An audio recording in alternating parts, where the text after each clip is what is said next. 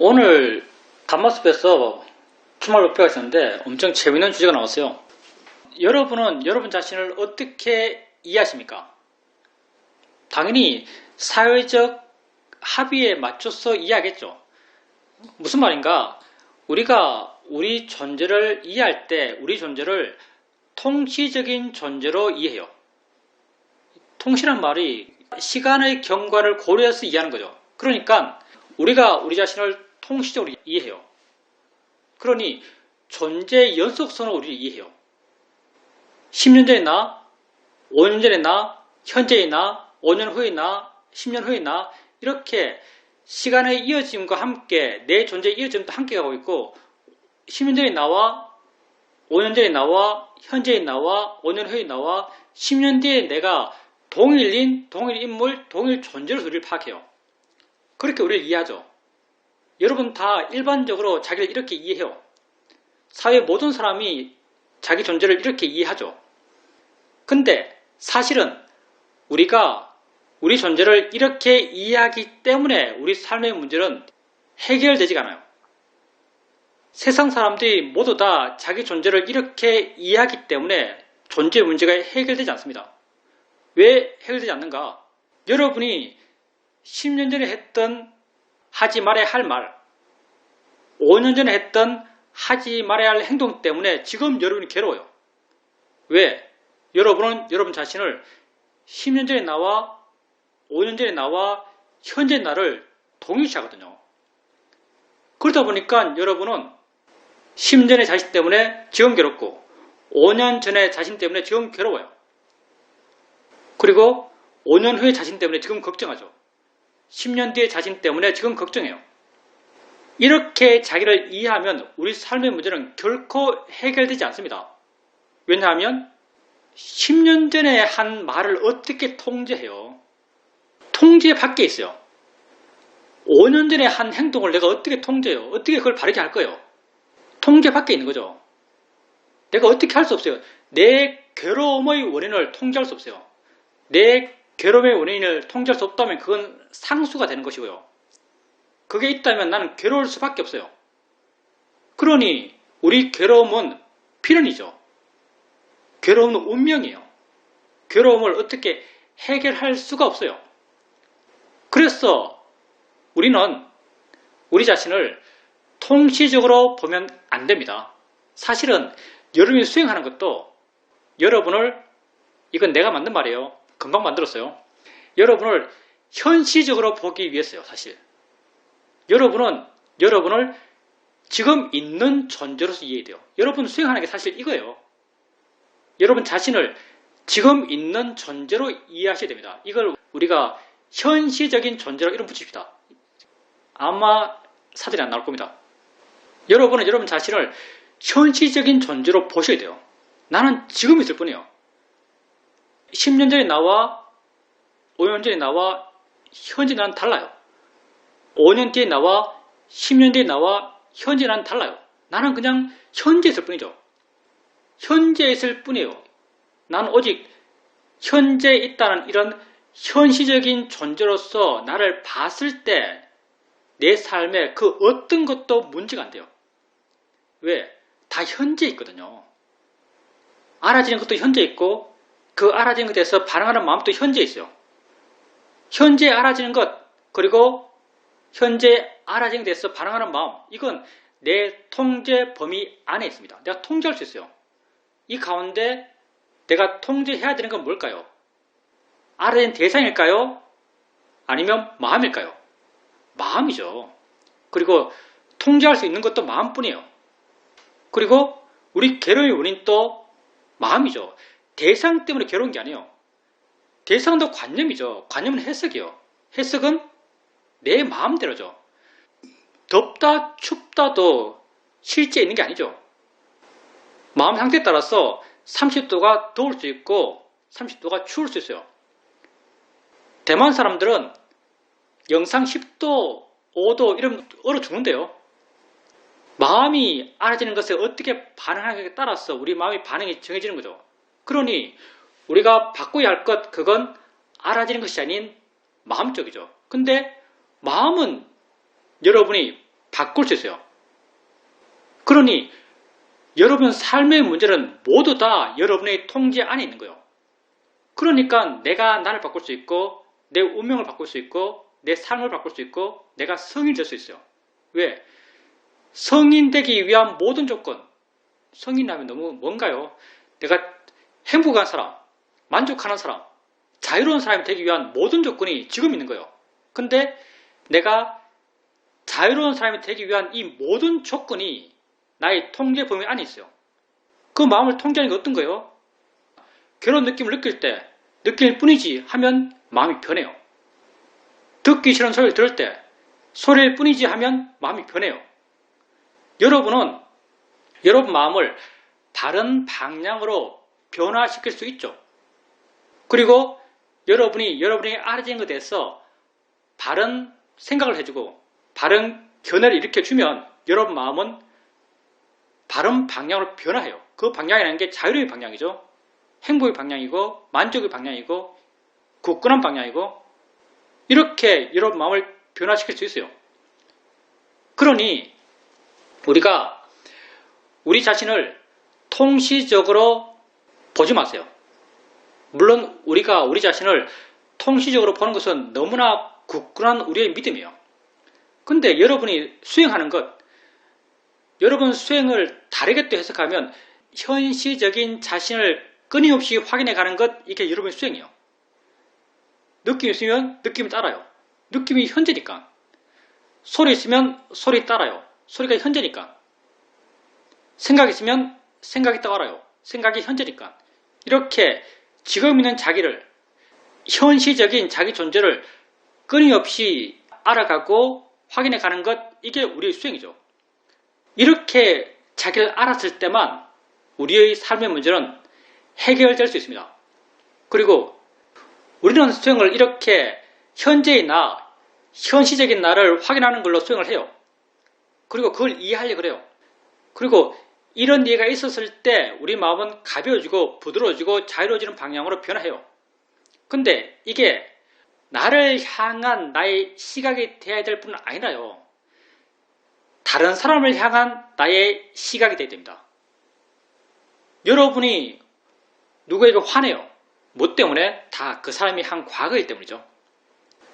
그 사람이 한 과거이기 때문에 여러분이 화를 내요. 그러면 우리는 좋은 의미로서 이기적인 수행을 하는 사람이고 이기적인 존재예요. 그 사람의 과거이기 때문에 내가 그 사람에게 화를 내면 그게 내게 도움되는 거예요? 내게 해가 되는 거예요? 내게 해가 되는 겁니다. 우리 자신을 현시적으로 보는 것이 내게 도움될 뿐 아니라 타인들도 현시적으로 보는 것이 여러분 마음에 도움됩니다. 그 사람을 10년 전에 그 사람과 5년 전에 그 사람과 현재 그 사람과 5년 전에 그 사람과 10년 뒤에 그 사람을 동일선상에서 존재의 이어짐으로 그 사람을 이해하면 우리는 그 사람에 대해서 반응해요. 10년 전에 그 사람에 대해서 반응하고 5년 전에 그 사람에 대해서 반응하고 5년 후에 될 그 사람에 대해서 반응해요. 그러니까 상대에 대해서도 우리가 화를 안 내고 반응하지 않기 위해서는, 마음이 평온하기 위해서는 그 사람을 현시적인 존재로 이해할 수 있어야 돼요. 그렇다면 우리는 그로부터 자유로울 수 있습니다. 그러니 나 자신도 지금 있는 존재로서 이해해 가야 될 것이고 당연히 우리가 수행하는 것도 그걸 위해서요. 나 아닌 다른 사람들도 지금 있는 존재로서 이해해 가야 할 것입니다. 그럼 오늘 법회에서 누가 이렇게 또 질문하더라고요. 이 말 하니까.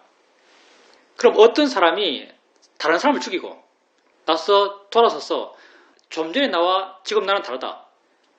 나는 좀 전에 나와 지금 내가 다르다는 걸 안다. 그래서 현재의 나는 죄가 없다.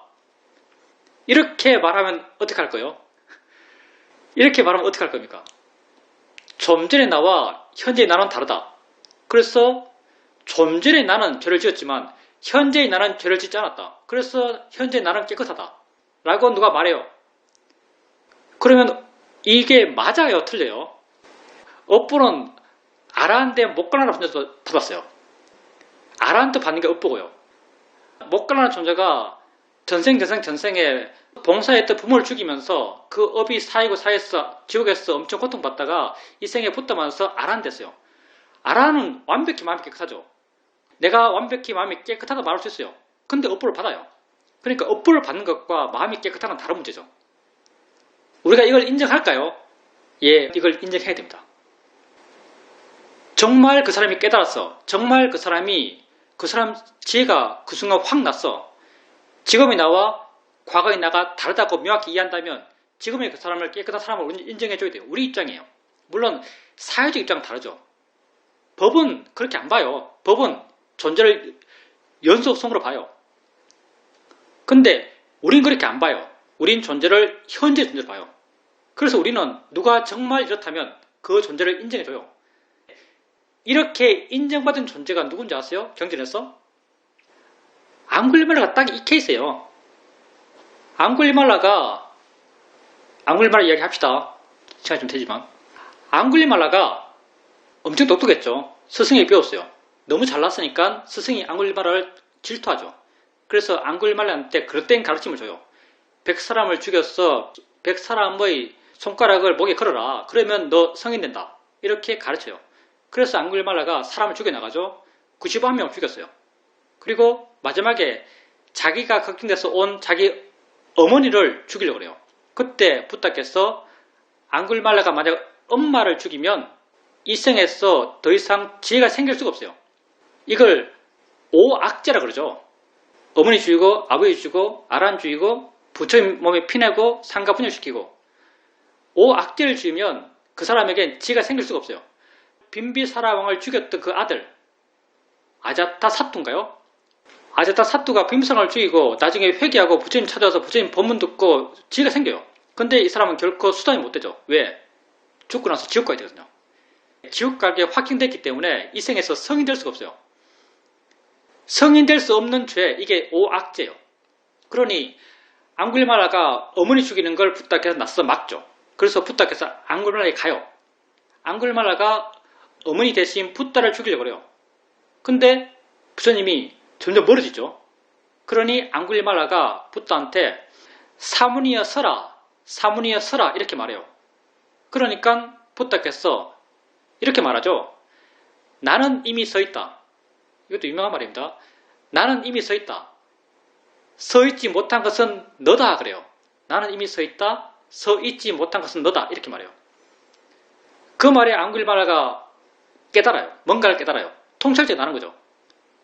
그렇게 부처님에게 감탄하고 귀의하고 바로 출가해서 비유가 돼요.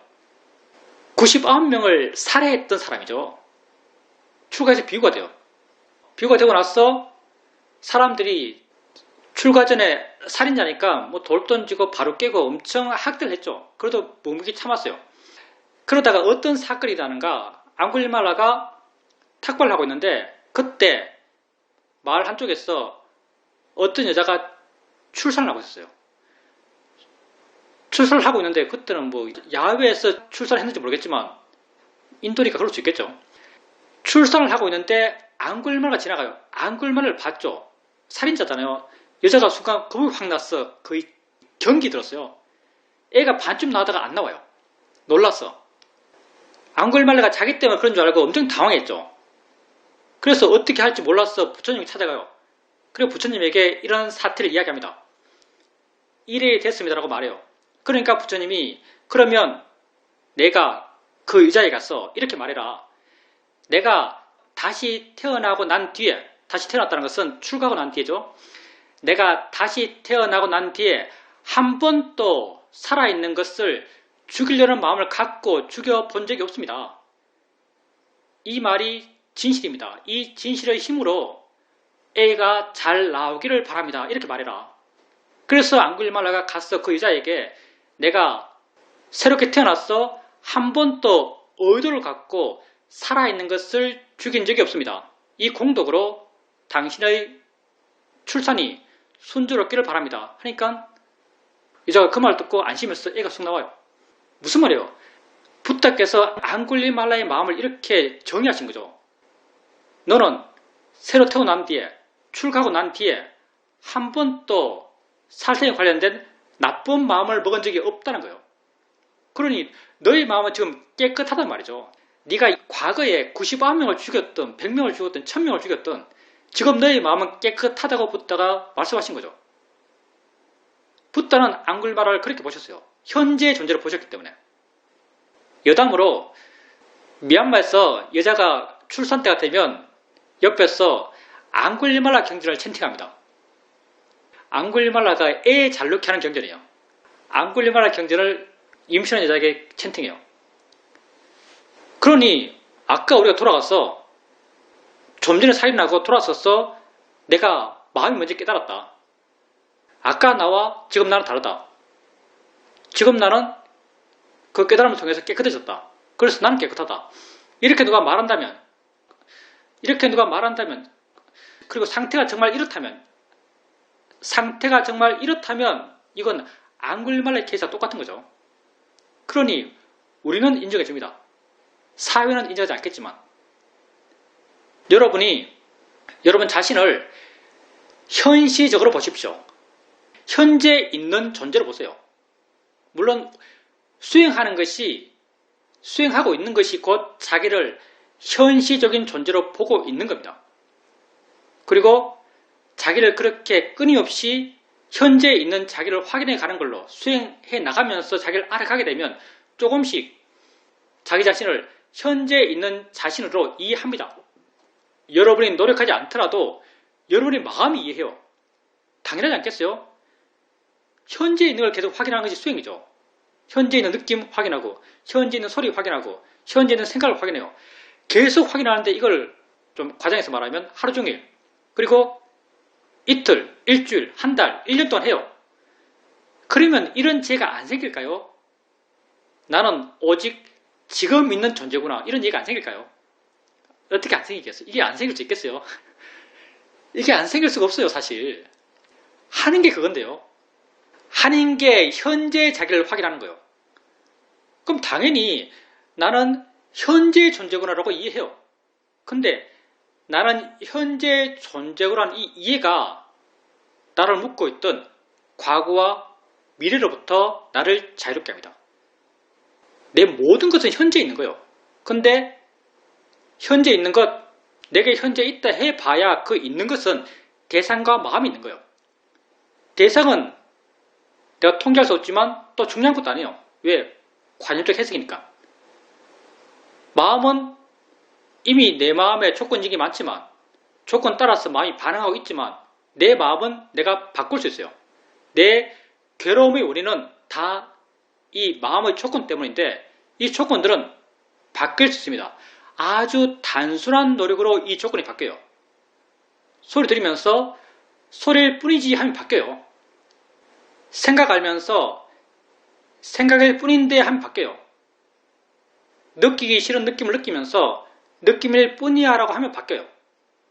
아주 단순한 노력으로 대상을 향한 여러분 마음이 바뀔 수 있습니다. 그 바뀌는 방향은 가벼워지는 방향, 부드러워지는 방향, 자유로워지는 방향이죠. 마음이 굳건해지는 방향, 행복해지는 방향이요.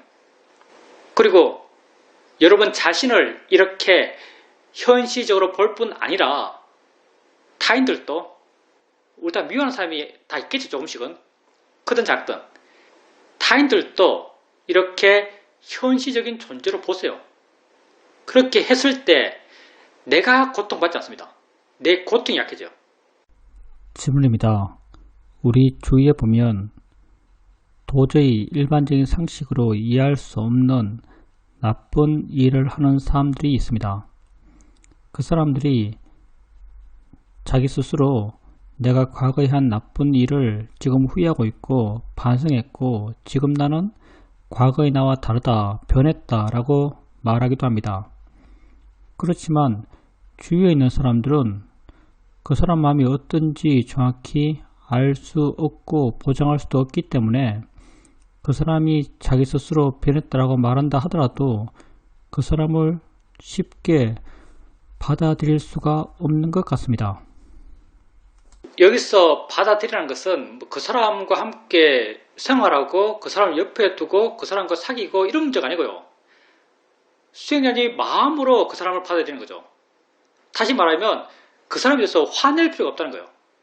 수행자님이 그 사람의 과거 때문에 화를 낸다는 게 그게 수행자님 스스로에게 괴로움이에요. 맥락이 똑같은데 죄는 미워하되 사랑은 미워하지 말라 말하죠. 이것은 맥락이 안 비슷할 거예요. 의미가. 우리 지혜가 한계가 있고요.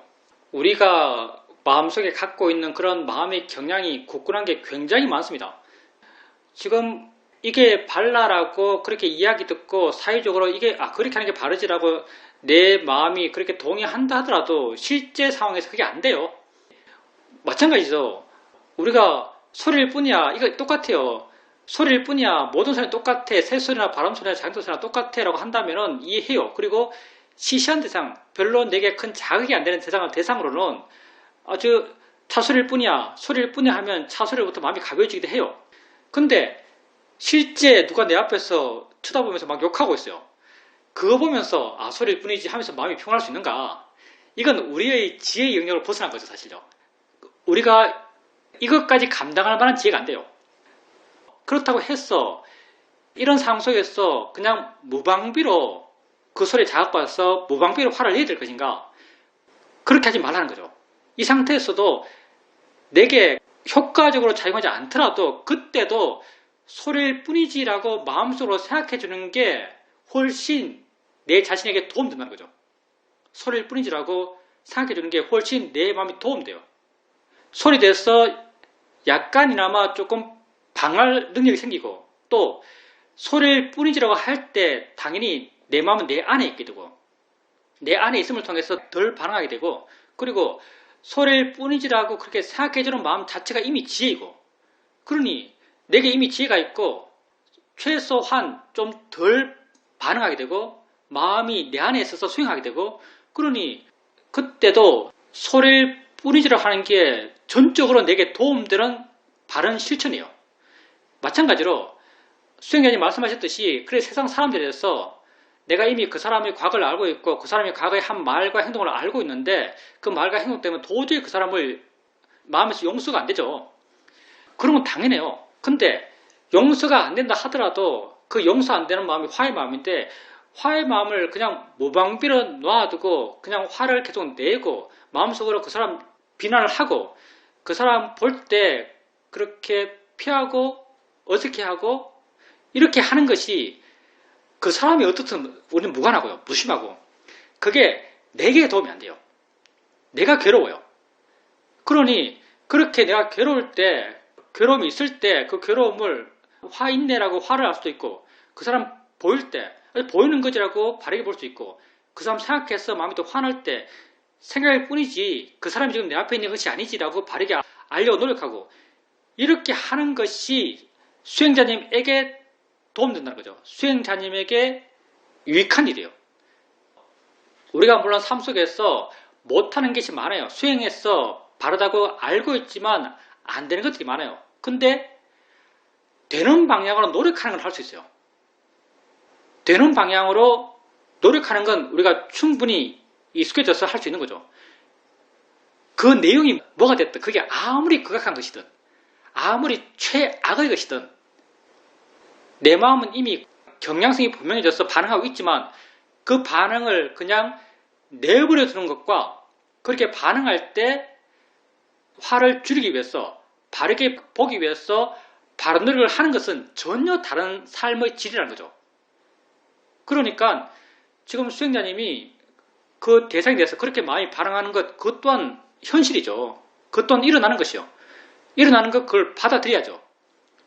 그렇게 일어나면 일어나는 그대로를 내버려 두는 것보다는 일어나는 것들을 알고 현재 있는 게 뭔지 알고 현재 있는 게 생각이라면 생각을 알고 그리고 그 생각을 바르게 보려 하고 이렇게 했을 때 이런 전반적인 바른 노력의 그런 결과들이 수행자님에게 훨씬 큰 도움이 될 겁니다. 그렇게 하라는 거죠. 질문입니다. 불에 손을 띄어서 뜨거움을 느끼게 되면 더 이상 불에 손을 대려고 하지 않듯이 어떤 사람에게 아주 크게 실망하거나 크게 화나게 되면 더 이상 그 사람과 어떤 관계를 갖지 않으려고 합니다. 화내고 화 안 내고의 문제가 아니라 그냥 잊혀진 사람이 됩니다. 좋습니다. 가까이 안 있는 건 좋아요. 왜냐하면 그 사람과 함께 있으면 수행해진 마음이 화가 나는데요. 부처님께서도 함께 갈 사람이 없다면 무쇠의 불처럼 혼자서 가라고 했어요. 함께 있어봐야 도움되지 않다면 그 사람과 함께 있는 건 무의미해요. 그러니 그 사람이 수행자님과 함께 있을 때 수행자님이 그 사람과 교류를 가질 때 그게 수행자님 마음에 안 좋은 영향을 준다면 그런 교류를 할 필요가 없어요. 그렇게 수행자님에게 안 좋은 영향을 주는 관계라면 그 관계를 안 하는 게 맞죠. 근데 우리가 또 어쩔 수 없이 사람을 봐야 된다고 했어요. 물론 우리가 그러다는 것을 화로 하는 것과 그러다는 것을 지혜로 하는 것은 달라요. 생선성을 걸 봐요. 생선성을 걸 보죠. 보면은 아주 극단적으로 지적을 한 걸로 생각합시다. 생선이 썩어 있어요. 생선이 썩어 있는 내가 봐요. 볼 때 내 마음이 헉 놀라죠. 징그럽게 지저분해요. 그때 나는 어떻게 해요? 보이는 거야 라고 해요. 보이는 거야? 저 보일 뿐이지. 정말 보일 뿐이지 라고 하면은 마음이 가벼워져요. 마음이 부드러워져요. 내가 보일 뿐이지라고 해서 그 보이는 것으로부터 마음이 가벼워졌지만 굳이 가서 자세히 볼 필요는 없어요. 굳이 그걸 계속 보지도 않아요. 근데 내가 그걸 보기 싫은 거라 해서 그걸 화의 마음을 그렇게 간직할 필요는 없다는 거죠. 왜? 그게 내게 안 좋으니까. 그래서 그때도 저거 보일 뿐이지라는 것이 내게 도움되는 일이에요. 내게 유익한 일이에요. 마찬가지로 수행자님이 상대와 함께 있을 때 수행자님 마음에 도움이 안 돼요. 그러면 그 상대와 함께 안 있는 게 맞죠. 근데 만약 그 상대가 다시 생각나거나 그 상대가 다시 만나야 되거나 했을 때는 그때 어쩔 수 없이 그런 것이 조건 따라 일어난다면은 그때는 그것을 바르게 보려 하는 것, 그게 수행자님 자신에게 도움이 됩니다. 괴로움을 줄여요. 그런 실천을 하라는 거죠. 사회적 공동인식과 우리 수행에서 하는 말이 정말 많이 다르죠. 그래서 너무 다르니까 잘 안 와닿는 것 같아요. 너무 다르니까 잘 안 와닿습니다. 근데 여러분은 분명히 여러분 자신을 현재 존재로 알아가려고 수행하고 있는 거예요. 그리고 여러분이 한 번씩은 이런 지혜가 생깁니다. 나는 정말 이 순간 현재 존재구나라는 이해가 생겨나요.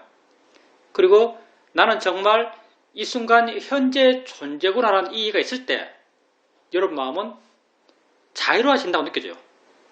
그게 과거로부터 미래로부터의 자유로움이죠.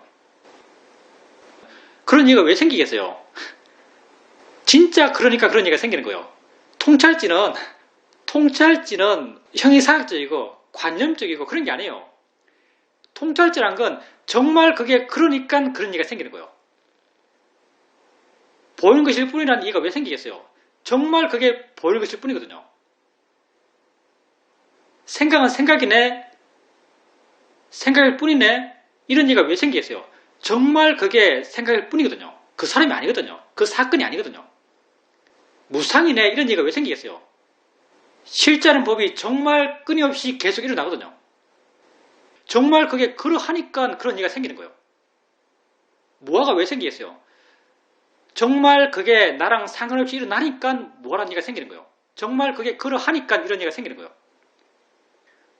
수행에 나가다 보면 나는 정말 이 순간 현재 존재구나라고 확 깨달아요. 왜? 정말 나는 이 순간 현재 존재거든요. 그럼 나만 그런가? 다른 사람도 이 순간 현재 그 사람이에요. 그게 사실이에요. 그게 진실이죠.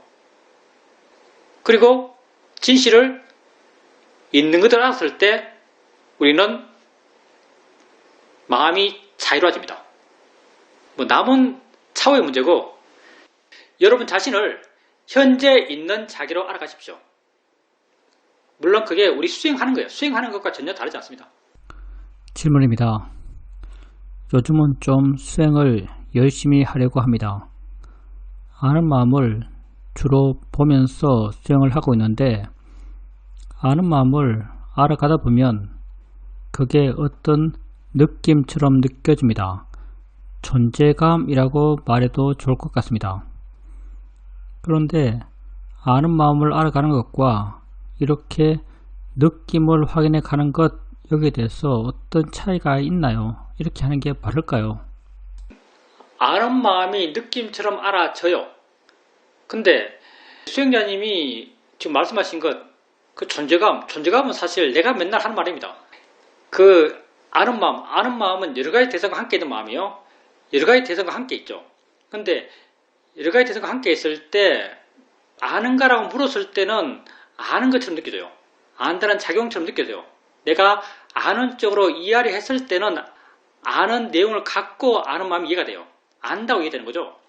근데 수행에 대해 능숙해지고 아는 거라고 묻지 않고 그냥 가만히 있으면서 여러 가지 것이 알아지고 있고 여러 가지가 알아지고 있으면서 여러 가지 것을 알고 있는 마음에 관심을 두게 되면 그때는 뭐가 있는 것 같아요. 뭐가 있는 것 같은 것, 이걸 존재감이라고 그러죠. 그리고 이걸 또 우리는 아는 마음을 안다, 여러 가지 알아지는 것을 아는 마음을 안다, 아는 마음을 이해한다 이렇게 말을 해요. 그때 알아지는 아는 마음, 그때 알아지는 아는 마음은 안다란 그런 내용을 안 갖고 있어요. 관념이라는 것은 내가 그걸 그래 보려 하니까 그게 그렇게 보이는 거예요. 근데 내가 그렇게 보려 하지 않으면 그건 그냥 있는 걸로 알아져요. 그때는 그냥 그렇게 있는 걸로 알아집니다. 근데 그 있는 것이 느낌처럼 알아져요. 근데 거기서 느낌으로 너무 파고들지는 마세요. 사실은 느낌이 아니에요. 왜냐하면 우리에게 알아지는 모든 것은 느낌이 있어서 알아지는 거예요. 근데 아는 마음은 마음이잖아요. 아는 마음은 우리가 아는 마음은 이해해요. 아는 마음을 이해하잖아요. 아는 마음을 이해하면 이해의 마음이 있어요. 이해의 마음도 마음의 느낌을 줘요. 그러면 조금 애매해지는 게 내가 아는 마음을 있는 듯한 존재감으로 알아요. 그럼 이 있는 듯한 존재감의 느낌은 아는 마음이 있어서 주는 느낌일까? 아니면 이해를 해서 이해의 마음이 주는 느낌일까요? 나도 이해 쪽에 더 큰 비중이 듭니다. 이해하는 마음이요. 지혜의 마음이 생각보다 거칠어요. 이해한 듯한 느낌이요. 이해한 듯한 느낌을 우리는 그렇게 느끼는 것 같아요. 그러니까 그 느낌에 대해서 너무 느낌을 더 분명하게 하려고 그러고 그렇게 할 필요는 전혀 없어요. 그냥 그 옅은 존재감, 투명한 존재감을 느끼면서 그렇게 수행해 나가시면 됩니다. 그 상태를 아는 마음을 이해했다고 말할 수 있어요. 질문입니다. 그렇게 알다 보니까 이렇게 존재감으로 있으면서 세상의 일로 또 해 나가는 것, 그게 우리의 수행이 아닐까라는 생각을 하게 됩니다. 오욕이 있다 보니까 세상에서 할 일이 있습니다. 할 일을 하되 그 존재감을 느끼면서 존재감을 알면서 그 일을 하면 수행하는 것이 아닐까라는 생각을 하게 됩니다. 한 번은 집에 설거지거리가 아주 많이 쌓여 있는데 순간 내 마음이 설거지를 하기 싫다라는 생각이 생겼습니다. 그 생각이 생겼을 때 내가 이 설거지를 지금 하지 않는 것과 설거지를 지금 하는 것 가운데 뭐가 더 나은가에 대해서 생각하게 되었고 설거지를 놔도 봐야 내게 전혀 도움이 안 된다라고 결론 내려서 그 설거지를 하게 되었습니다. 이런 상황에서의 이런 전개가 바로 삼바자나의 지혜가 아닌가라고 생각합니다. 존재감으로 있다는 것도 표현이 좀 애매하죠. 수행자님 말씀하고 있는 존재감으로 있다는 것은 사실은 그 존재를 이해한 지혜가 있다는 말이에요. 사실 지혜 있는 마음으로 산다고 말하는 게 더 합당한 말이죠. 더 어울리는 말이에요. 지혜 있는 마음으로 살아가요. 그리고 지혜 있는 마음으로 살아가면서 해야 될 것을 한다라고 말한다면 그건 맞는 말이죠. 그 수행으로 삶을 살아가는 거예요. 그래서 실제 하는 법을 보면서 실제 하는 법을 이해하면서 우리 식으로 말하면 아는 마음을 이해하면서 내지는 아는 마음을 이해한 실제 하는 법을 이해한 지혜가 있으면서 삶을 살아가는 거예요. 그러면서 할 걸 한다라고 말한다면 맞는 말이죠. 근데 존재감을 느끼면서 존재감이 있으면서 하면은 굉장히 애매해지죠. 그리고 수행자님이 아까 삼바자나의 지혜를 말씀하셨는데 물론 그게 삼바자나의 지혜가 맞아요. 삼바자나의 지혜는 네 가지입니다. 옳은가 그런가, 적당한가 적당하지 않은가, 실전에 보인 뭔가, 법의 특성이 뭔가, 이 네 가지예요. 근데 수행자님이 설거지를 할까 말까 하는 것이 내게 오라, 하는 것이 적당해 해서 했어요. 근데 이건 물론 삼바자나의 지혜지만 불교에서 말하는 삼바잔의 지혜와는 좀 맥을 좀 달리요. 이건 순수하게 관념적 전개를 통해서 생겨난 지혜죠. 세상이 이래 돼서 옳고 그런 걸 아는 거예요. 삼바잔의 지혜는 법으로 향해 나가는 지혜예요. 법으로 향해 나가서 자유로움을 향해 나아가는 그런 지혜죠. 그래서 삼바잔의 지혜라고 한다면 알아차림을 가장 기본으로 둬요. 예를 든다면 수행자님이 케이스에서 이렇게 삼바잔의 지혜를 말할 수 있습니다. 설거지 걸 봐요. 순간 마음에서 하기 싫은 생각이 일어나요. 하기 싫은 생각이 일어났을 때 수행자님에게 자연스럽게 알아침이 이어지고 있었기 때문에 자연스럽게 하기 싫은 생각이 일어났다는 걸 알아요. 이게 알아차림이 돼요. 자연스럽게.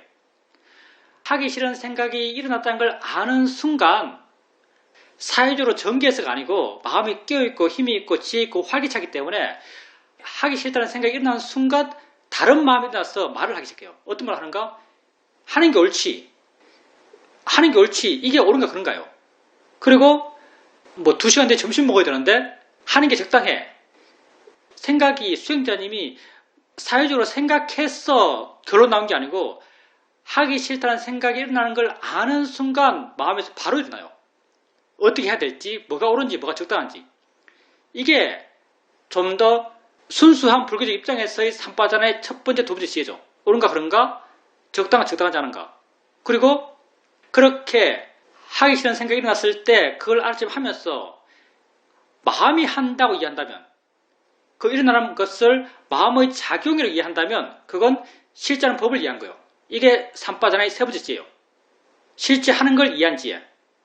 있는 걸 있는 그대로 이해한 지혜. 하기 싫어하는 것이 마음이다라고 이해된다면 이게 삼바잔의 세 번째 지혜예요. 그리고 마음을 있는 그대로 보게 되니까 이 마음이 계속 있네. 하기 싫어하는 마음이 그냥 하기 싫다는 한 덩어리가 아니고 일어나고 사라짐의 이어짐으로 하기 싫은 마음이 생기는 거예요. 이렇게 쭉 일어나는구나. 계속 일어나는구나. 다르게 일어나는구나. 일어나는 걸 알면서 이런 얘기가 생겨나요. 이게 무상에 대한 이해죠. 내가 하기 싫어하는 것이 아니라 내가 이 마음을 일으키는 것이 아니라 이 마음이 조건되어서 일어나는구나. 이게 뭐에 대한 이해예요. 이런 일어남이 지겹구나 라고 하는 것, 이게 고에 대한 이해죠. 하기 싫어하는 마음이 일어나는 걸 알아차림할 때 이 알아차림과 더불어서 이런 실제하는 것에 대한 이해, 그리고 실제하는 것의 성질, 무상고, 뭐에 대한 지혜가 있으면서 이런 알아차림이 있다면 이건 삼바잔의 네 가지 지혜가 다 있는 거죠. 이렇게 지혜는 알아차림과 더불어서 알아차림을 조건으로 지 스스로의 마음 조건 속에서 지혜의 마음이 그냥 일어나는 거예요. 내가 사회적으로 전개해서 뭐 해야 되는가 말아야 되는가 하는 게 유리한가 불리한가 이렇게 생각해서 그래도 하는 게 좋아 라고 결론 내고 그래도 하는 게 적당해 라고 결론 내고 이렇게 하는 게 아니고요. 알아차림과 함께 그것에 대한 이해, 그 상황에 대한 이해, 그런 것이 저절로 생겨납니다. 그 생겨난 지혜들을 분류해서 말했을 때 네 가지로 삼바잔의 지혜를 이해하겠죠. 옳은가 그런가? 적당한가 적당하지 않은가? 무엇이 실제인가? 있는 걸 있는 그대로 아는가? 그리고 있는 그것의 특성이 무엇인가? 무성은 뭐에 대한 지혜죠. 물론 삶에서 바르게 생각하신 거예요. 설거지거리를 보면서 하기 싫다는 마음이 생겼을 때 바른 생각을 했죠. 근데 수행자님이 좀 더 수행에 능숙해지신다면 좀 더 알아침이 이어져 갈 것이고 알아침이 이어져 간다면 일어나는 것이 자연스럽게 알아질 것이고 수행자님에게 그 하기 싫은 생각 아마도 내가 생각하기에는 수행자님이 하기 싫은 생각이 일어났을 때 하기 싫은 생각을 아주 막연히 알았을 거예요. 아주 막연히 알았을 텐데 하기 싫은 생각이 일어났을 때 일어나는 그걸 바로 있는 것도 알았다면 화났을 때 화의 마음을 마음이다라고 알았듯이 소리 있을 때 소리를 소리라고 바로 알았듯이 일어나는 마음을 일어나는 마음으로 바로 아셨다면 이런 따라올 그런 삼바잔의 지혜가 자연스럽게 함께 왔을 겁니다. 다음에는 그렇게 되길 바랍니다. 이게 좀 더 수행적으로 이상적인 상황이죠. 질문입니다. 그렇게 설거지를 하고 난 뒤에 내가 좀 게으르다라고 생각하게 되었습니다. 내가 사실 좀 게으릅니다. 그렇게 내가 게으르다라고 생각하게 되었고, 이게 내 업이라고 생각되고, 이러한 나의 성향을 좀 바꾸어 가야겠다라는 생각을 다시 한번 하게 되었습니다. 물론 부지런하면 좋습니다. 근데 여기에 게으르지 않은 사람 있나요? 아마 한 명도 없을 겁니다. 남들은 나를 보고 부지런하다 그래요. 근데 나는 내가 게으른 줄 알아요. 다 우리 게으릅니다. 게으른 마음이 있으면 게을러요. 게으른 마음이 없는 사람이 어디 있어요? 성인도 아닌데 다 게을러요. 그러니까 게으르지 말아야지, 부지런해야지 라고 하는 것은 상당히 사회적이고 관념적인 이야기고요. 좀 더 포괄적이고 일반적이고 지속 가능한 어떤 내적 다짐이라 한다면요, 이게 훨씬 효과가 있습니다. 훨씬 바르고요. 나는 내가 옳다고 아는 것을 행하고 싶다. 나는 내가 옳다고 아는 것을 행하고 싶다. 알아차림이 있으면 옳고 그름이 명확해요. 마음은 이미 알아요. 뭐가 옳은지. 그렇게 내가 옳다는 말을 행할 수 있는 그런 사람, 그런 마음의 힘이 있기를 바라는 것, 그건 상당히 지혜의 방향에서 합당한 말이죠. 근데 부지런해야지 이런 건 상당히 사회적이에요. 교육적이고. 질문입니다. 수행 관련된 책을 읽다가 우리 수행과 관련돼 보이는 어떤 구절을 만났는데 이런 내용입니다. 우리 마음에 관역이 있다. 우리가 관역을 세우기 때문에 다른 사람의 말, 행동, 그런 것에 우리가 자극받고 화내고 괴로워한다.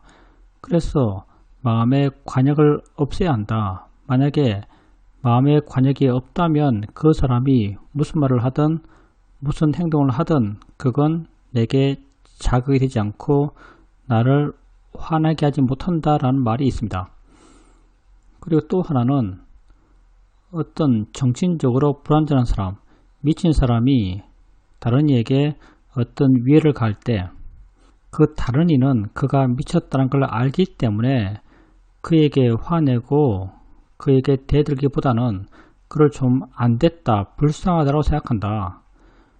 그러니 우리가 아주 번뇌가 강한 사람, 번뇌로도 화내고 욕심내는 사람, 그 사람 또한 그렇게 아픈 사람으로 그렇게 생각했을 때 그에게 내가 화를 안 낼 수 있다는 그런 말이 있습니다. 우리 수행과는 조금 맥락이 살짝 다른 듯도 느껴지지만 어떤 유사한 내포한 의미가 있는 것 같습니다. 그것도 뭐 말이 되네요. 관역이란 게 곧 나의 선입견이죠. 이건 이렇게 돼야 되고 저건 저렇게 돼야 된다고 내가 마음에 정해놓고 있는 것, 그게 관역이라 할 수 있겠죠. 당연히 그러한 관역이 있으니까 내게 와서 충격을 주는 거죠.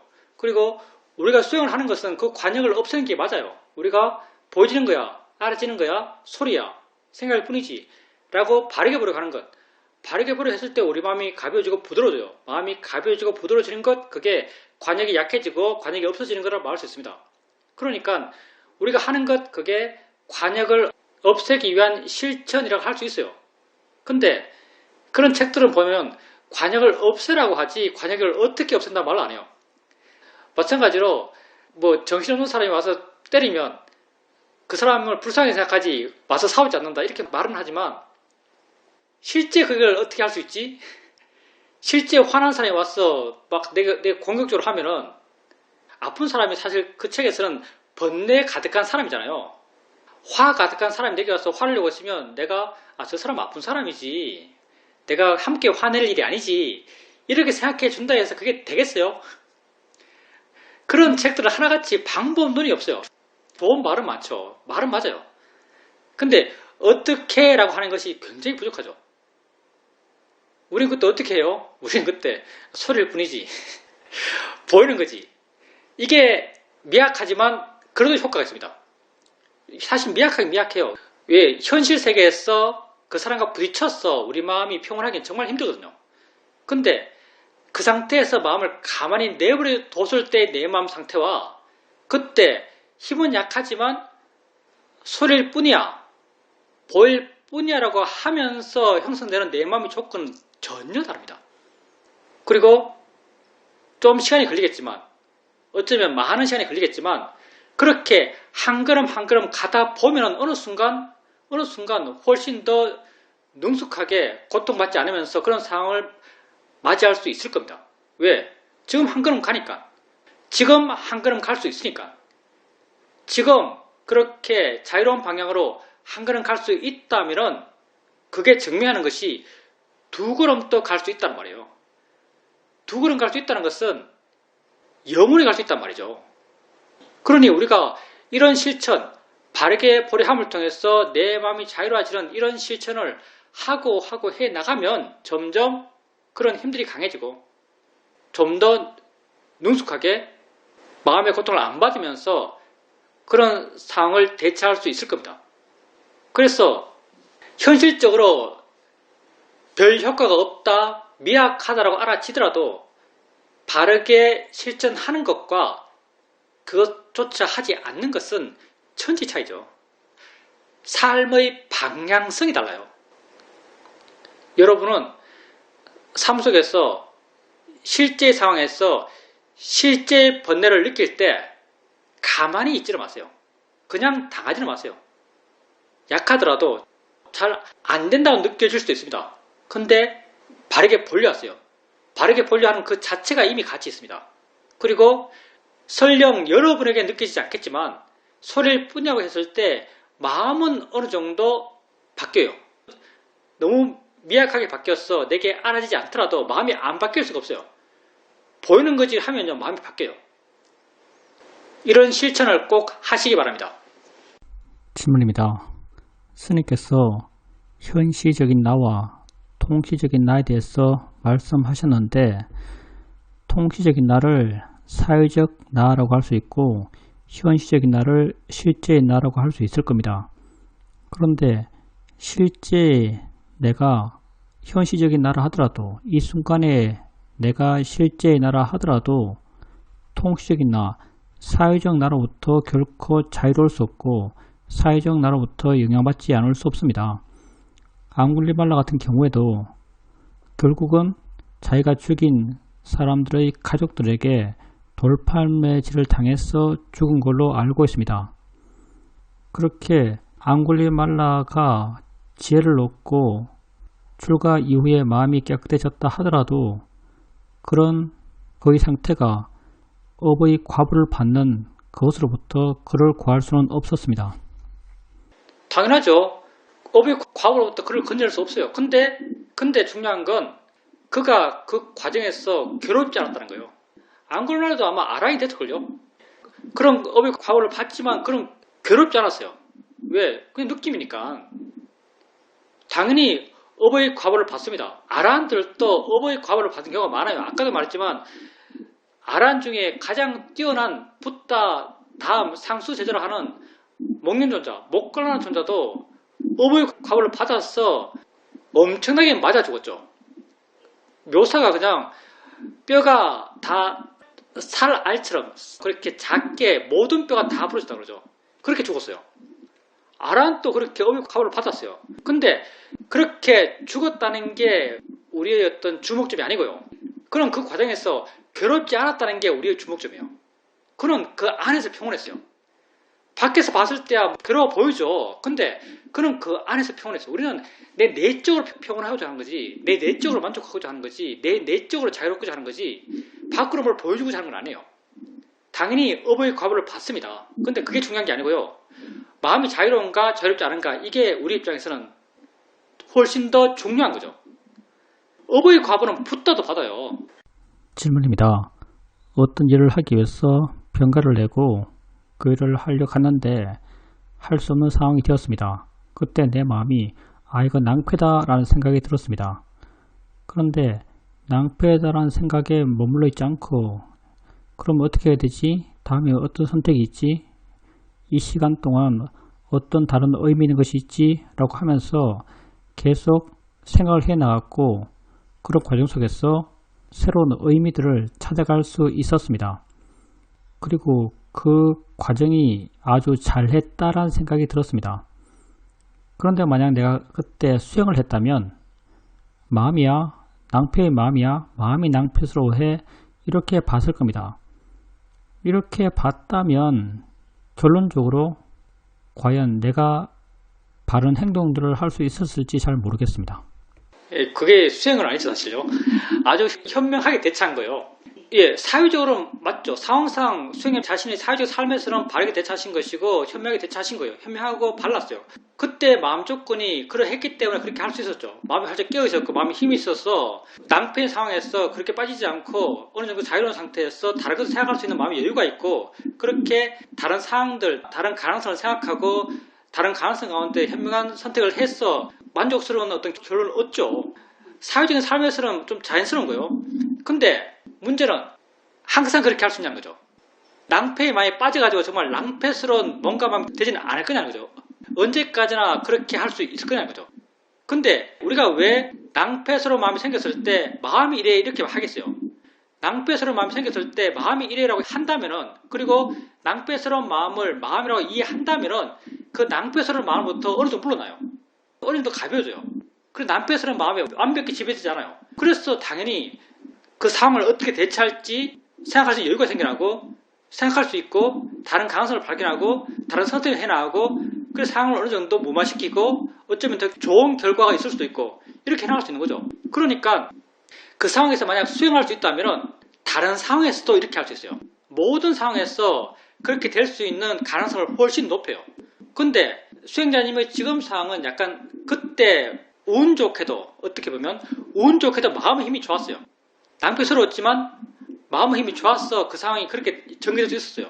근데 만약 수행을 한다면 모든 상황에서 그런 식의 전개가 이루어질 수 있는 그 방향으로 수행하는 것이 도움이 돼요. 그래서 일반적인 좀 더 좋은 삶의 대처로서 수행을 이야기하는 거죠. 수행자님은 이전에 엄격한 수행을 많이 하셨고요. 시간을 정해놓고 타이트한 정해놓은 걸 하는 것을 수행이다라고 믿고 그렇게 많이 해왔고 지금 또 어느 정도 마음은 수행한다고 말할 정도 되려면 이 정도는 해야 되라는 게 있어요. 그러니까 수행을 그냥 이 순간 하는 걸로 이해하세요. 지금 하면 수행하는 거예요. 그러니 지금 내가 느낌 알고 있으면 수행하는 것이고요. 지금 내가 생각이 있어서 생각을 알고 있으면 수행하는 것이고요. 지금 소리 들으면서 소리를 뿐이지라고 하면 수행하는 것이거든요. 그러니 지금 하는 걸로 수행하세요. 그러면 좀 단순해집니다. 단순하고 쉬워져요. 1시간 자선하고 내지 30분 자선하고 30분 경행하고 이렇게 정해놓은 수행을 생각하지 마시고요. 삶 속에서 할 수 있는 만큼 해나가시면 돼요. 그냥 알고 있으면 수행하고 있는 겁니다. 가끔 소리일 뿐이지 느낄 뿐이지 보이는 거야 라고 바르게 생각해주고 그렇게 알 수 있는 걸 알아간다면 수행을 하고 있는 겁니다. 많이 하지 않아도 상관없어요. 근데 잊지는 마세요. 안 하는 것은 우리 입장에 최악이에요. 수행 안 하는 것이 최악이에요. 작더라도 수행을 한다면 알든 모르든 조금씩 좋아져 갑니다. 그러니까 아무리 작더라도 수행을 하세요. 할 수 있는 만큼 하세요. 근데 그 하는 게 좌선을 해야 된다든가 경행이라고 정해놓고 하는 게 아니에요. 그냥 슈퍼 걸어갈 때 느낌 알고 차 안에 앉아있으면서 느낌 알고 지하철 앉아있으면서 보인다고 알고 소리 알고 이렇게 하면 돼요. 그렇게 삶 속에서 할 수 있는 만큼 조금씩 잊지 않고 해나가십시오. 여러분, 자기를 현시적으로 보십시오. 새로 만든 말입니다. 현시적인 자시로 보세요. 거기에 모든 우리의 해결책이 있습니다.